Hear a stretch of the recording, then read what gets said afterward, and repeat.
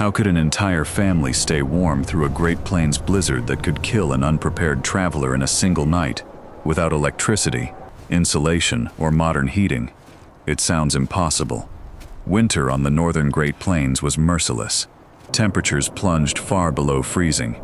Fierce winds swept across endless prairies, and heavy snow buried the land for weeks. To early explorers and settlers, these conditions were often deadly. Yet centuries before Europeans arrived, Native American nations such as the Mandan, Hidatsa, and Arikara had already discovered a remarkable solution. Hidden beneath layers of earth and prairie grass stood dome-shaped homes that remained warm, dry, and surprisingly comfortable, even during the harshest winters. Inside, families cooked, slept, told stories, and raised children, while blizzards raged outside. These weren't ordinary shelters. They were sophisticated systems of natural engineering, designed to work with the land instead of against it.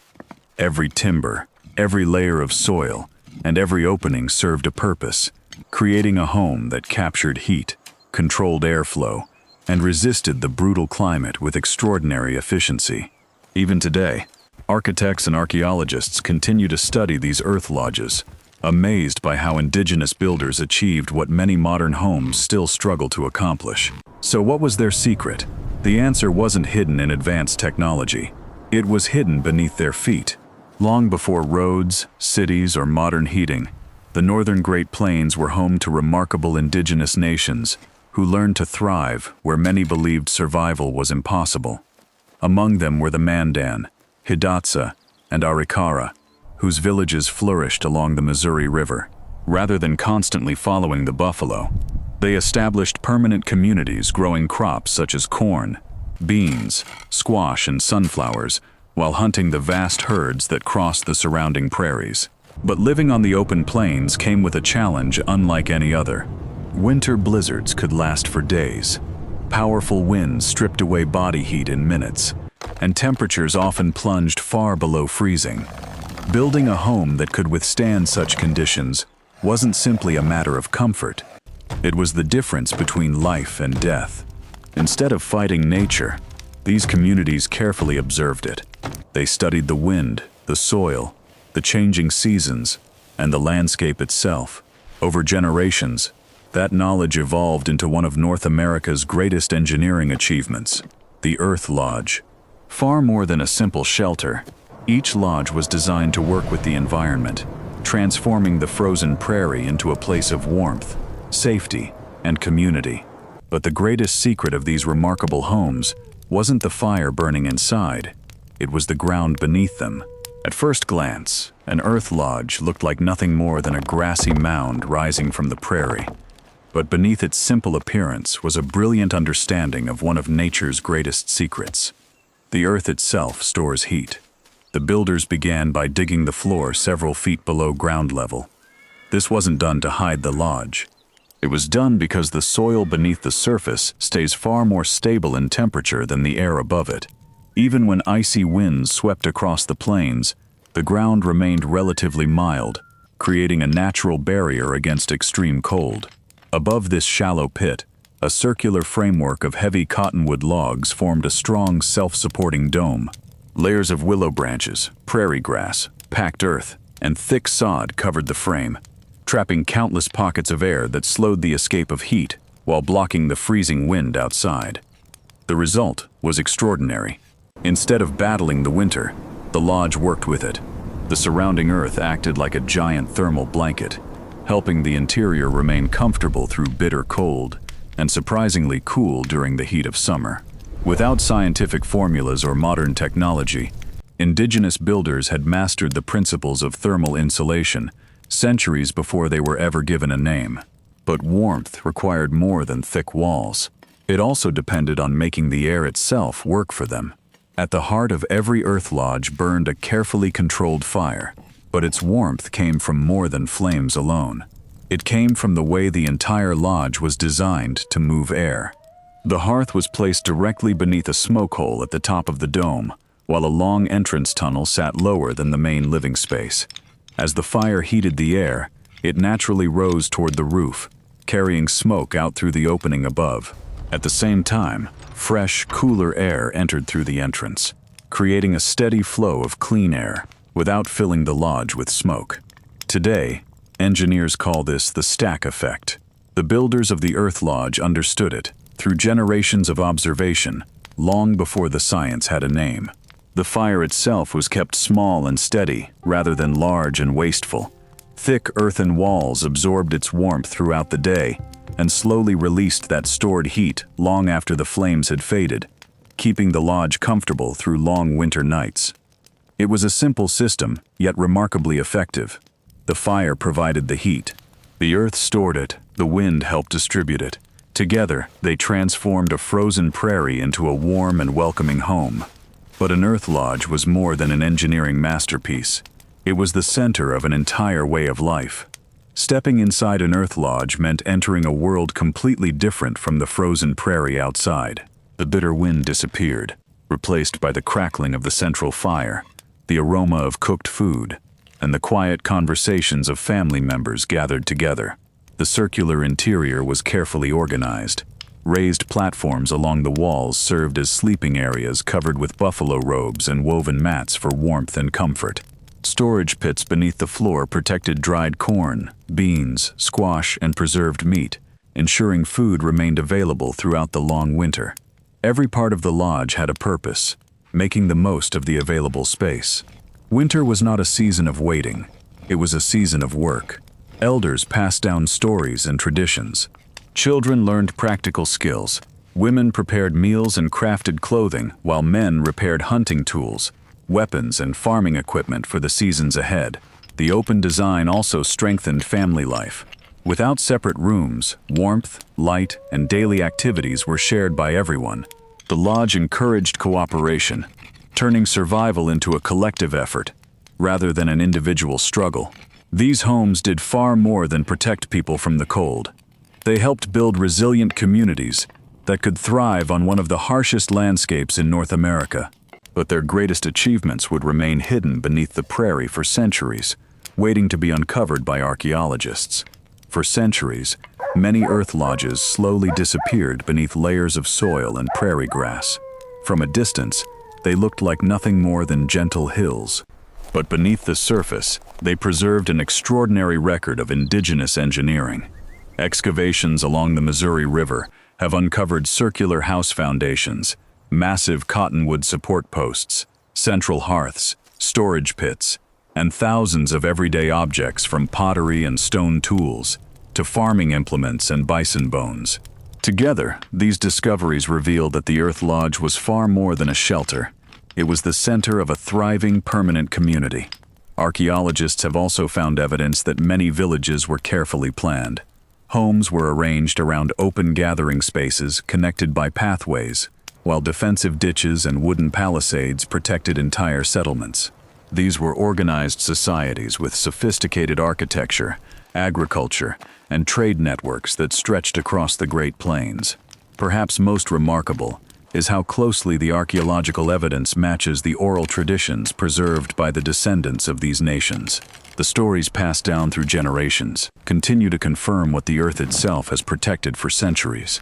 The more researchers uncover, the clearer one truth becomes. These homes were never primitive. They were the product of centuries of observation, innovation, and deep respect for the natural world. And many of the ideas behind them are inspiring architects once again. As cities search for cleaner, more energy-efficient ways to build, many architects are looking back at ideas that indigenous communities perfected centuries ago. The Earth Lodge is one of the most remarkable examples. Its design relied on principles that are now central to sustainable architecture. Thick earthen walls acted as natural thermal mass, storing heat during the day and releasing it slowly as temperatures dropped. The partially underground structure reduced energy loss, while carefully placed openings provided natural ventilation without sacrificing warmth. Modern buildings often achieve these results with expensive materials and complex technology.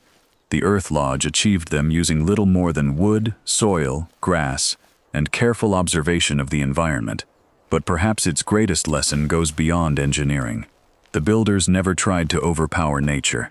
Instead, they studied its patterns, respected its limits, and designed their homes to work in harmony with the land.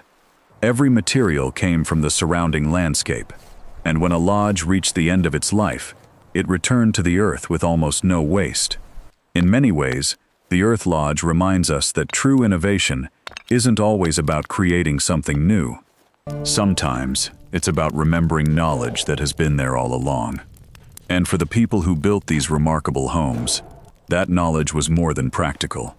It was deeply spiritual. To the Mandan, Hidatsa, and Arikara, an Earth Lodge was more than a place to survive the winter. It was a reflection of the world itself. Its circular shape symbolized the continuous cycle of life: birth, growth, death, and renewal. The entrance traditionally faced east, welcoming the first light of dawn and honoring the rising sun, which represented hope, renewal, and the beginning of each new day. At the center burned the hearth, the spiritual heart of the home. Families gathered around its fire to share meals, teach children, tell stories, and pass down traditions that preserved their identity across generations. The smoke rising through the opening above was more than ventilation. For many, it also symbolized a connection between the earthly world and the Creator. Every part of the lodge reminded its people that survival depended not only on skill, but on balance between humans and nature, family and community, the physical world and the spiritual one. That philosophy shaped every decision, from where a village was built to how each tree was harvested and every beam was placed. Nothing was taken without purpose, and nothing was wasted without thought.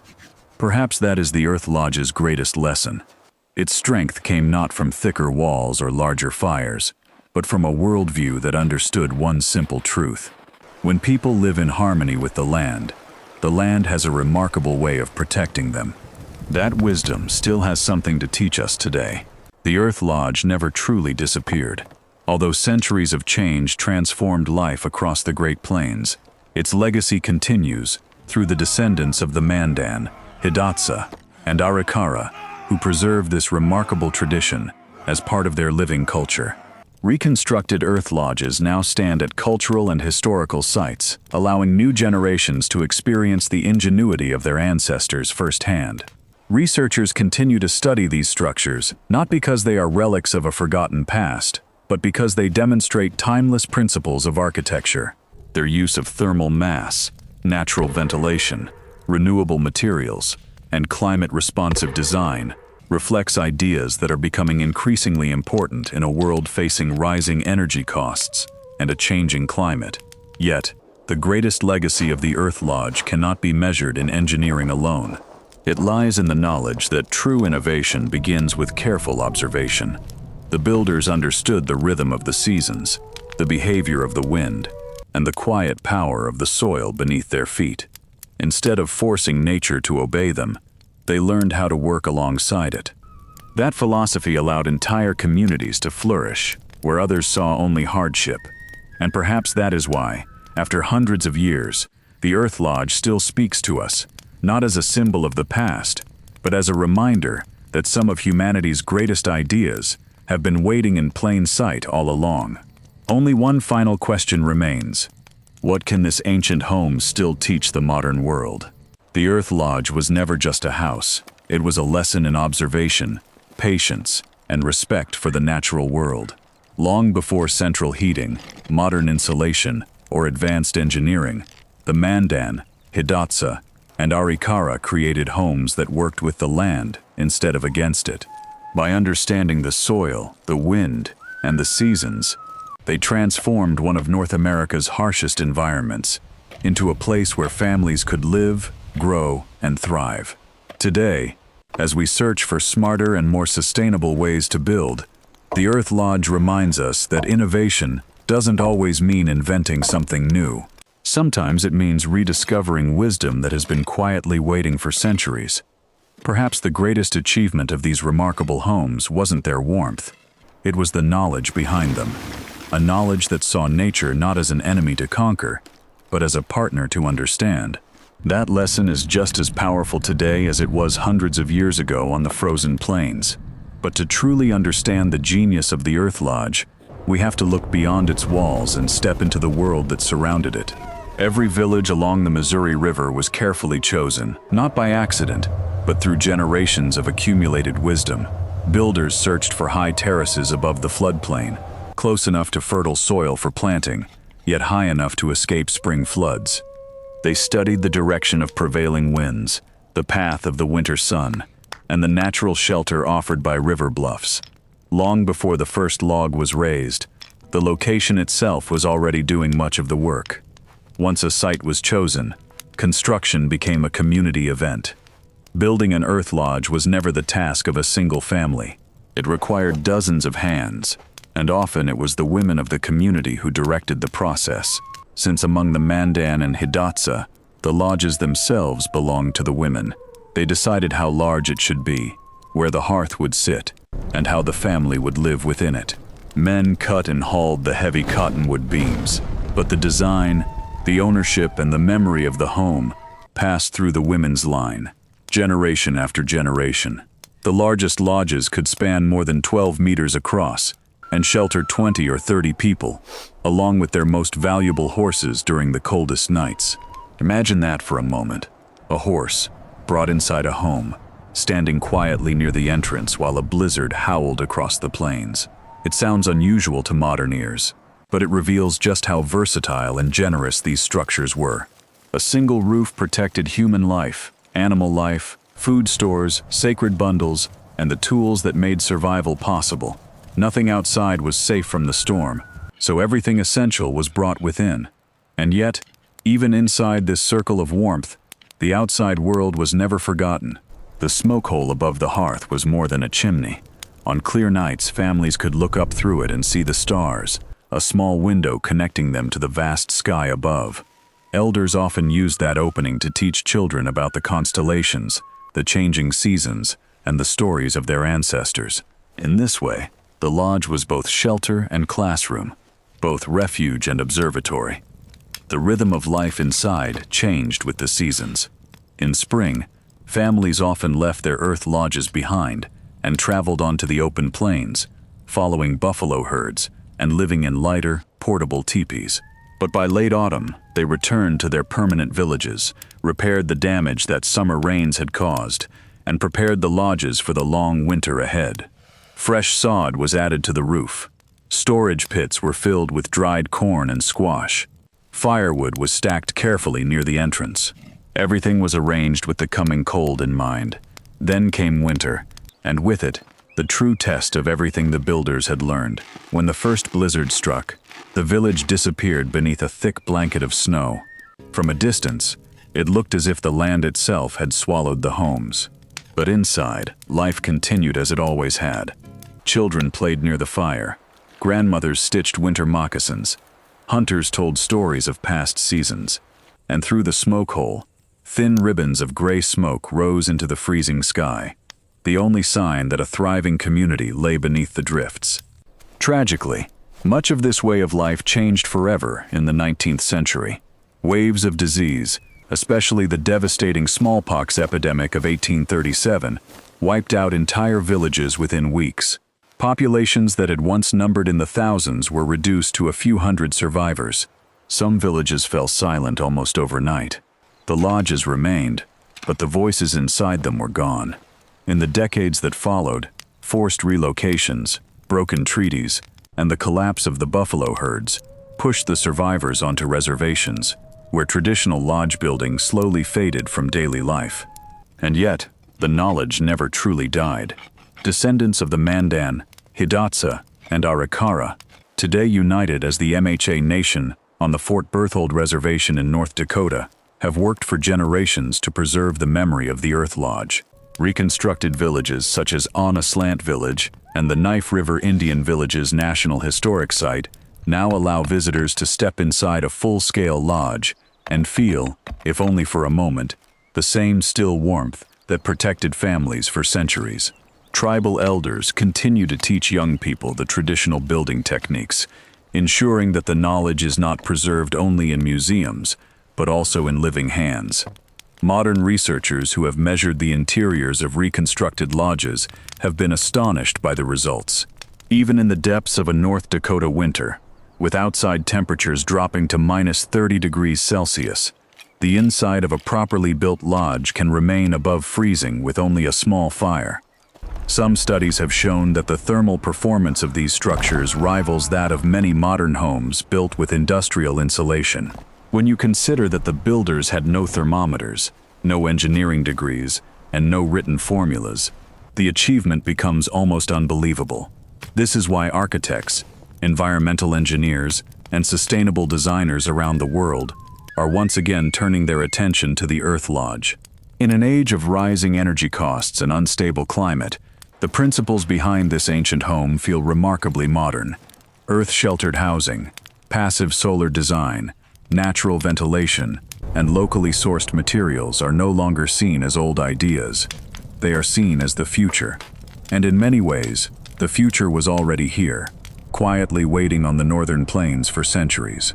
Here at Old Mounds, we believe stories like this deserve to be told, not as forgotten history, but as living wisdom. Because the more we learn about how our ancestors built, farmed, and survived, the more we realize that many of the answers we search for today were discovered long ago by people who listened carefully to the land. If this story moved you, consider subscribing to Old Mounds, and join us as we continue to uncover the quiet genius buried beneath the surface of our shared human past. Because sometimes, the future isn't found by looking ahead. It's found by remembering what the past has been trying to teach us all along.